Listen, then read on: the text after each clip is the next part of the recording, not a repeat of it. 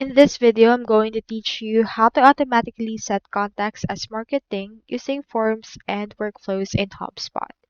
To do that, you first need to head over here to your marketing tab and then locate right here the forms option.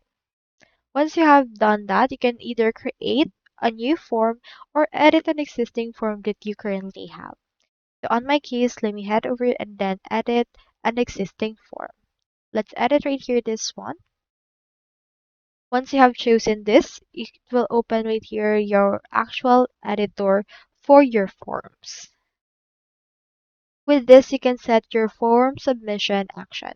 In the form options, you can click onto this settings right here and click on submission settings. And you can choose right here your form submission wherein who will it email, and from there so you can actually connect in your workflow, and you can click onto this option to add logic as well for this case wherein users can actually add a logic and create or connect a workflow to actually make it much more feasible. With this, you can add an action to select set contact as marketing option as well. So that's all there is today, and if you haven't signed up for HubSpot yet, make sure to use your affiliate links given in the video description. Thanks for watching, and I will see you in my next video.